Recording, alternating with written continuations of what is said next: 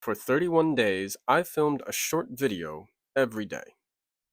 Because why not? I now present to you my October. Part 3. Just one of those days. Days like this are exactly why I wanted to do this a video a day in October challenge. This is the accountability. I said I was going to do it online, so I have to do it, even when I don't feel like it. And for some reason today, I don't feel like it. It's 5 o'clock. I'm like packing up the office for the day, trying to come up with a good video idea when frankly my heart's just not in it today. And it eventually just got me wondering, how honest do I have to be here? And I don't mean like I'm not gonna tell you an untruth. I just mean like I could have just started a video. I could have made a different video and you'd have no idea. I'm a very good actor. My parents are both actors. I grew up on stage. That wouldn't have felt real to me. And as I said in that first video, this is mostly just about me. I've talked and written so much about authenticity, I just have to wonder, how related are those two concepts, authenticity and honesty, at least here, in this space. Ernest Hemingway said something to the effect of, "There's nothing to writing, you just sit down at a typewriter and bleed." Is that honesty? Is that authenticity? Is that what people are looking for here?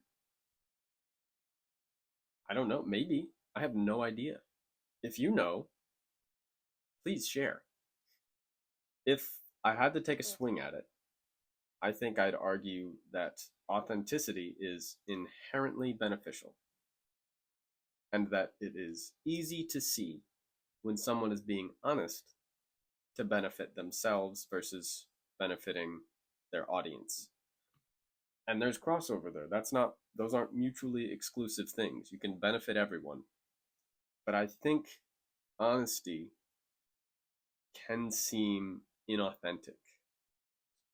All of that said, if I'm honest, I did just kind of want to get this done today, get through the video. As I said, my heart and my brain were just not having it today. And I apologize because usually I go for funny, and this isn't funny. But I'll be back in working order tomorrow. I'll try and get some more sleep, and we'll do something fun.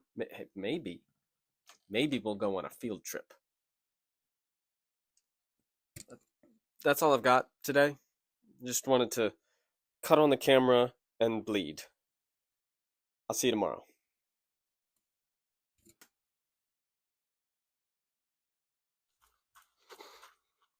Oh, hello. Thanks for coming. Today we're going to talk about hooking. Apologies for the low-hanging fruit, but it was just sitting there and I'm only human. Anyway, I promised you a field trip, and a field trip you shall have. A few days ago, I made a video, and it may have sounded like I was disparaging the hook, but I wanted to make this video to make it very clear I was not. I did mention in that other video that I like the hook because the hook is a promise for what the video is going to be about. And that's a good thing because I don't want to waste my time. But now that I'm making videos, I don't want to waste your time either. What I don't like are hooks that are attention grabbing just for the sake of it and manipulative. Now, what I like to do is give you a piece of information that piques your interest, and then spin move. Do what they call a visual hook. A visual hook is when you're doing something as you start filming, something physical, some kind of movement. I use them all the time. It can even be something as simple as sitting down, like that, or this. Now that might seem simple and kind of obvious. I guess it is, but it's effective because none of this is about tricking people into watching your videos. It's about capturing their attention so that they watch your videos. It doesn't matter how good what you have to say is if nobody stuck around to watch it. That's what the hook does. And that's all I'm saying. What are you still doing here? Go on. Go home. Video's over. This video has no value, but also it has a great deal of value. Today was a long day at my real job. Throw as many air quotes around that as physically possible. So I'm getting to this a little later than usual today. The sun is going down and I'm losing my outdoor natural light, but I'm sticking with it because it's a nice night. As I was working today, I was musing about the past. I started doing this work when I just got out of college. At that time, I had started a blog. I didn't have a real direction at the time. I just knew I wanted to make a career out of writing. And then this real job came around, and I got worried, needed to make a living. So the blog was forgotten. As I was sitting there doing some of the same work that I was doing all those years ago, it just got me wondering what would have happened if I had stuck with it. I'm not I'm not regretful. I'm just curious. So that's the valueless part of this video, because that doesn't do anybody any good. Me musing about the past and feeling vaguely nostalgic. I got distracted. A cat just walked by. Not my cat. Anyway, all of those years passed still. Whether I kept up with the blog or not, the time moved on, which leads me to the value in this video. Maybe this will be the video for somebody that puts you over the edge and starts the thing that you want to start. That's all anybody online can really provide. Some kind of impetus, a catalyst to get you going, which is what I had all those years ago with the blog. Something made me want to do it, but then I didn't keep it up, and the time still passed. So maybe somebody sees this and starts, and then remembers this video and remembers that the time's going to pass anyway. You might as well enjoy it and do what you want to do. So cheers. I hope everybody has a good drinking Wednesday and starts the thing.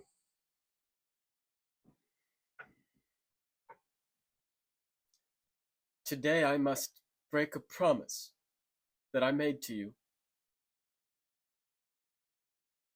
You see, that's one of those manipulative hooks that I was talking about the other day.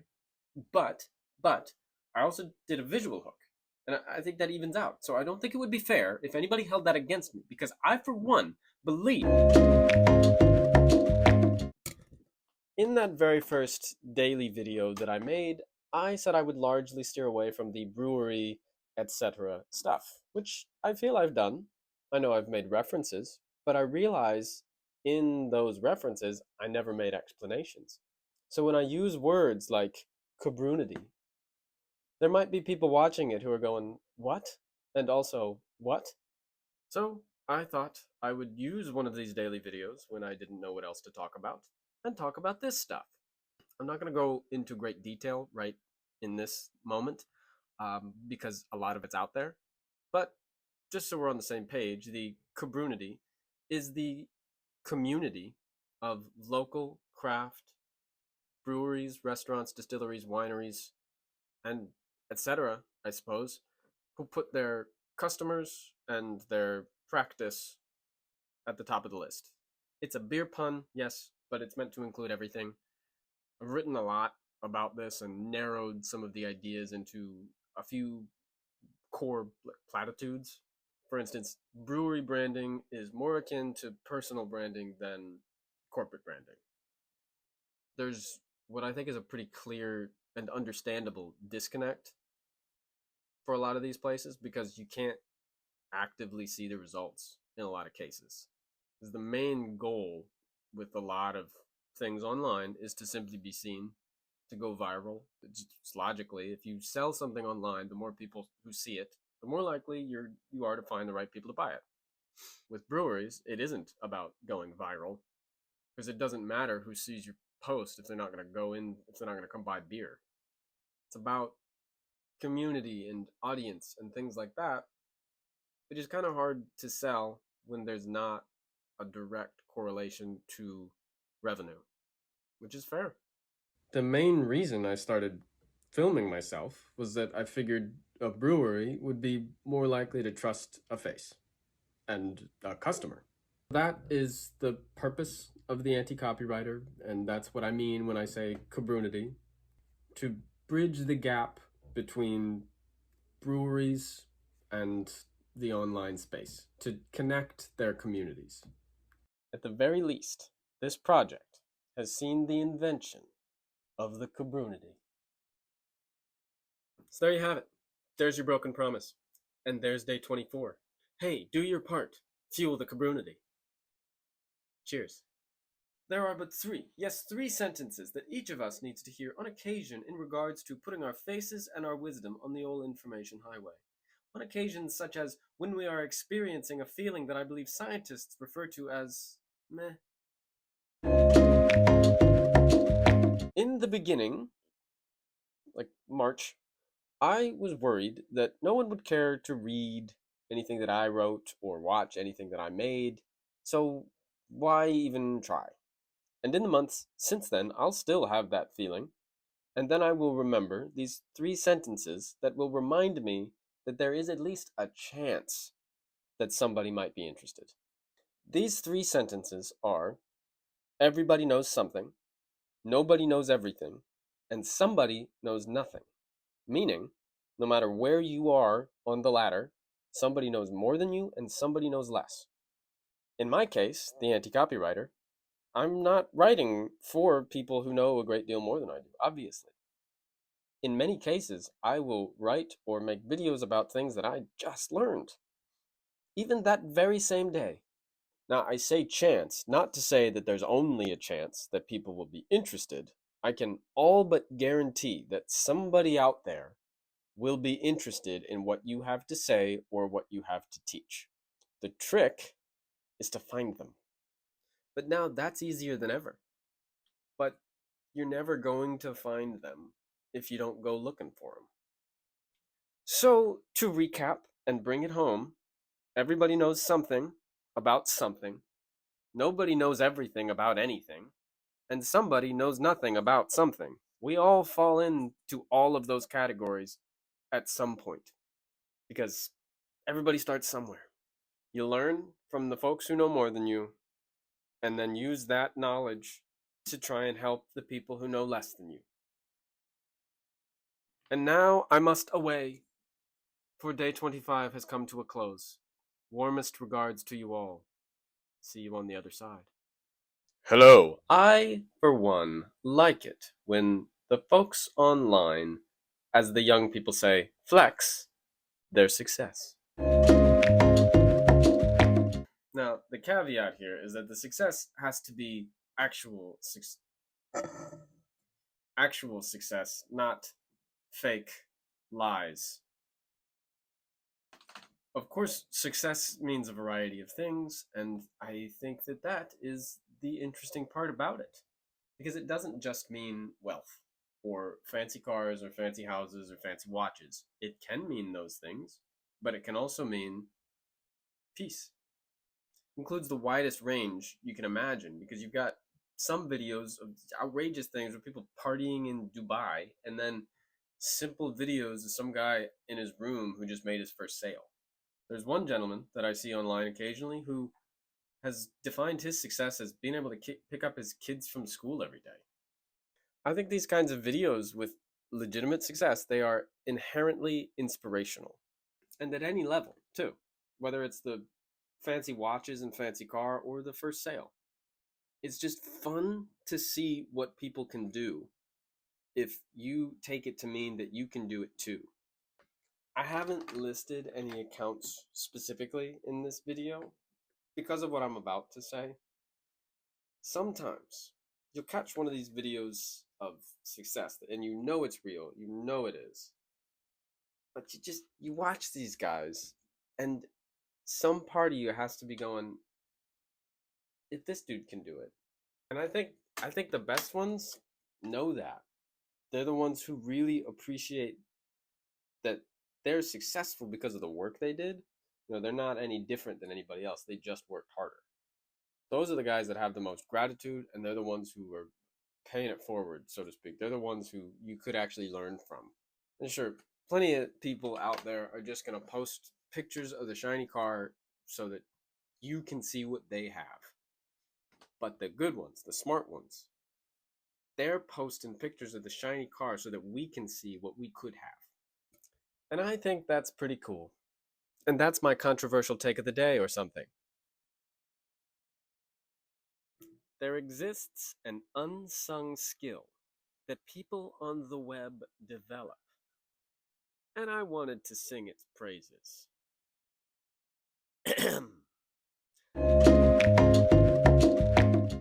Not literally sing. Not today. Not today. Anyway, this unsung skill is the skill of adapting. Of course, people talk about adapting all the time. They won't shut up about it. But they're talking about something different, a different kind of adapting. They mean adapting your content, adapting to what works. Important, but not what I'm talking about. I mean adapting your life, the day-to-day nature of putting stuff online is a little odd, especially for people who aren't career content creators like myself, or for people who are making an effort to turn it into a career like myself. You have every reason not to do it, despite the fact that no one's making you do it, nobody's enforcing deadlines, nobody's even necessarily paying you to do it. That's a kind of adaptation that is difficult to adhere to and maintain. But you make room for the stuff you create anyway. I think that is an aspect of all this that is more interesting than you might think on the surface. If you were like me, you may have at some point thought of yourself as something akin to unemployable, at least in any real sense. And I don't mean that as an insult to myself or anybody, but the adaptation to make room for all of this wasn't easy, but it feels kind of natural. Because what's the alternative? Just something to think about if you're lacking motivation, discipline, whatever the case may be. Actually, now that I'm thinking about it, that's kind of what this whole week of these videos has been about. I did not intentionally pair these themes together, but who am I to stand in the way? So happy Sunday. Cheers.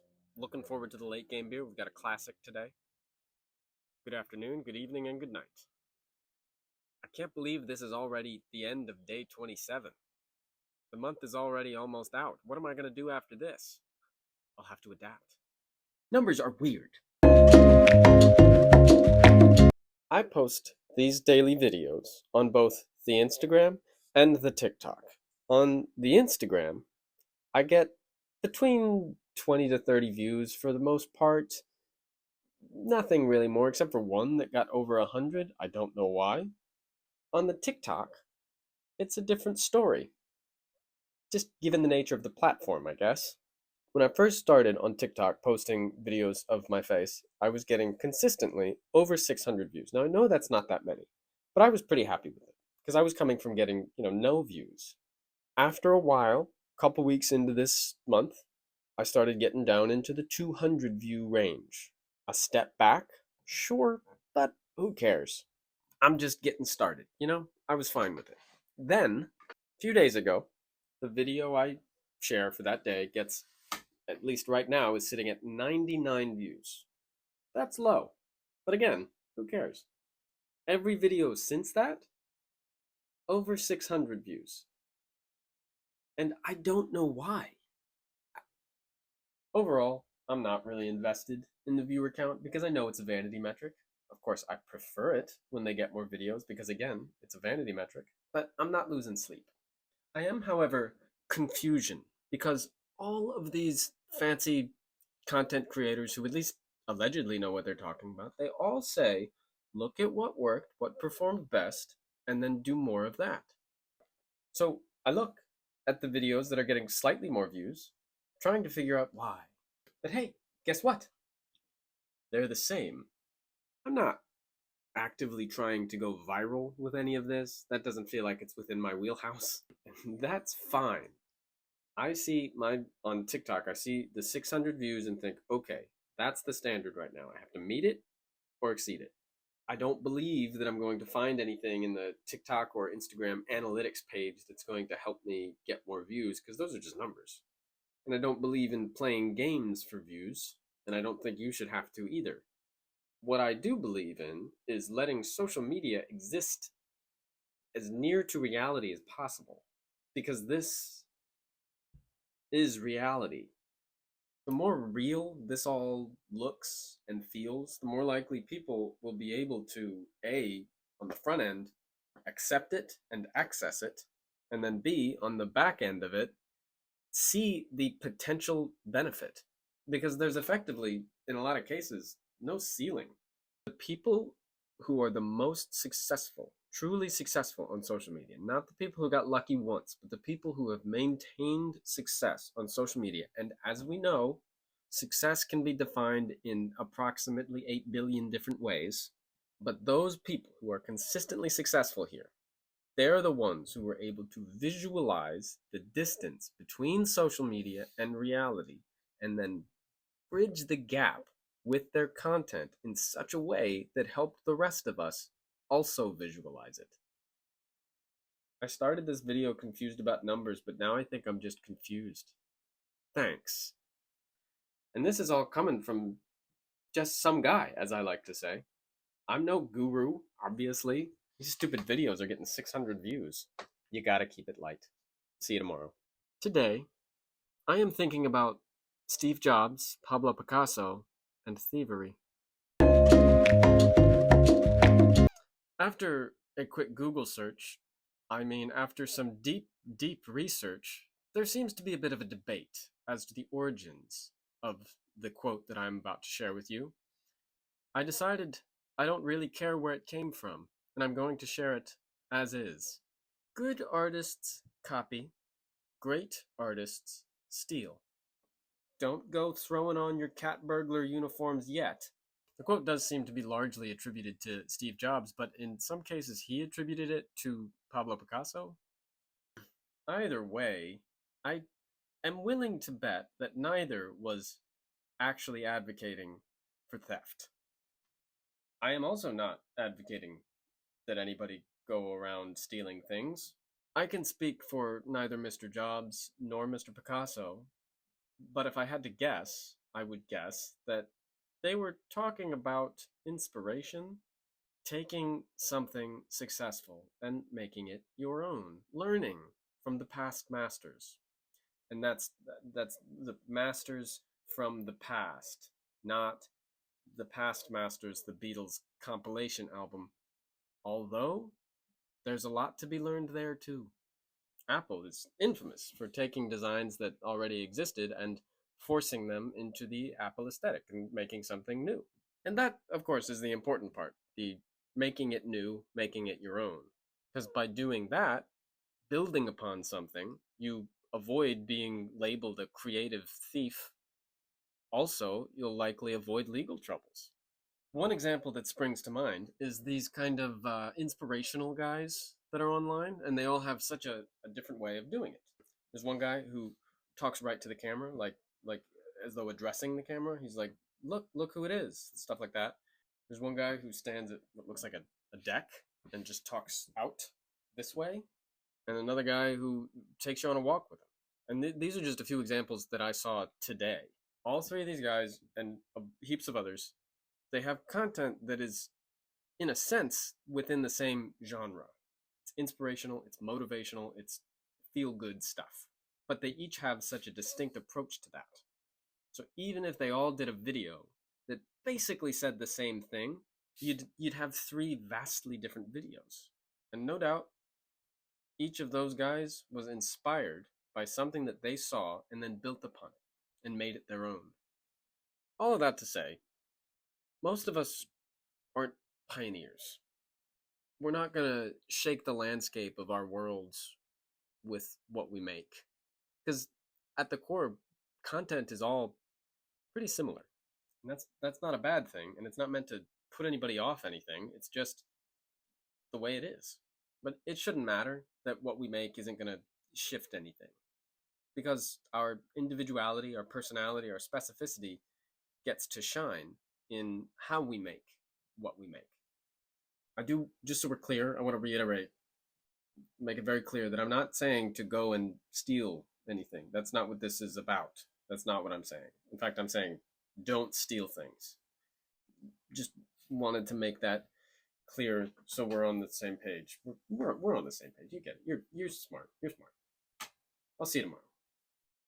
You wake up this morning and you know that it is the end of October. You reach for your device of choice and suddenly find yourself in a land of both shadow and substance, of things and ideas. You've just crossed over into day 30.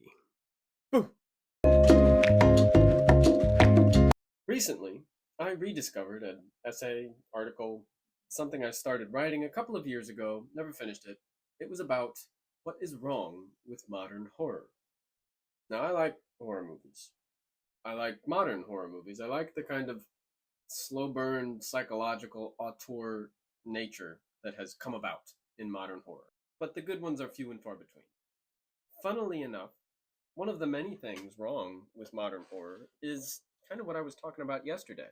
If stealing is the benchmark of great artistry, horror filmmakers are phenomenal artists, but they're not very good thieves. With but a few exceptions, it is hard to watch a horror movie and not go, haven't I seen this? And that is also often the case on social media. And that does make me wonder, is this problem not a social media problem, but one that is simply amplified by social media? Fads and themes and fashions that are very specific have all just been rebranded as trends. Mimicry and hiding behind a lack of ideas is nothing new. Just to say that the case for authenticity on social media doesn't stop there. It's, in fact, really ought to be the case for authenticity, period. And just make sure that doesn't stop when you turn the camera on. Although, Oscar Wilde said, man is least himself when he talks in his own person. Give him a mask, and he will tell you the truth. Which begs the question, are you wearing social media as a mask? I hope everyone likes my Halloween costume. I'm an Irish pirate. Anyway. When I started this video a day challenge on October 1st, I was putting on those little title cards day blank of 30, knowing full well that there are 31 days in October. But by the time it really sunk in, I was in far too deep. So here we are, bonus day 31 of 30.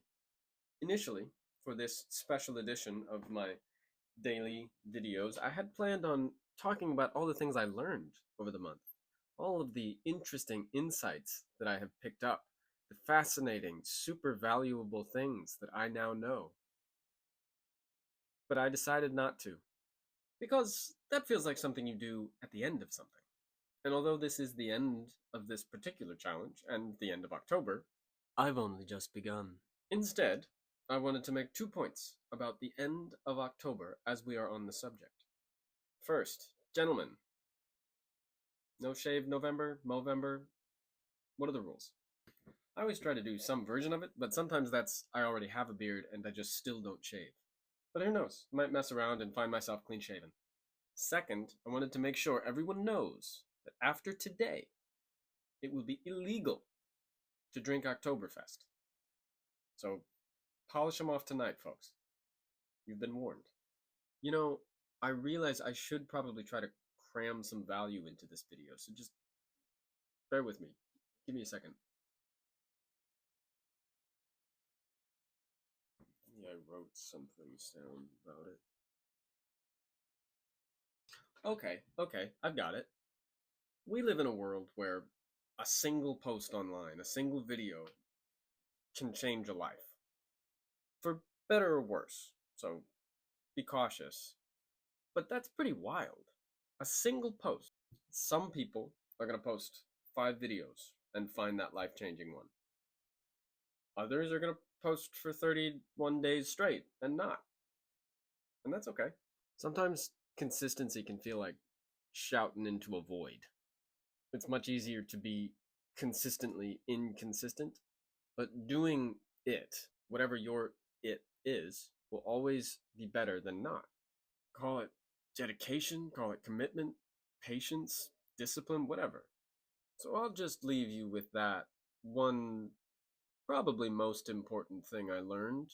It can take a couple of days to get constant with something, but it's probably going to take more than a month for that constant to turn into anything more. Ultimately, it just comes down to this. If I hadn't started when I did, I'd be a month behind where I am on this race to that life-changing video. That's it. I'll see you next time. Happy Halloween. Stay tuned for more. Well, actually, that was the end. Cheers.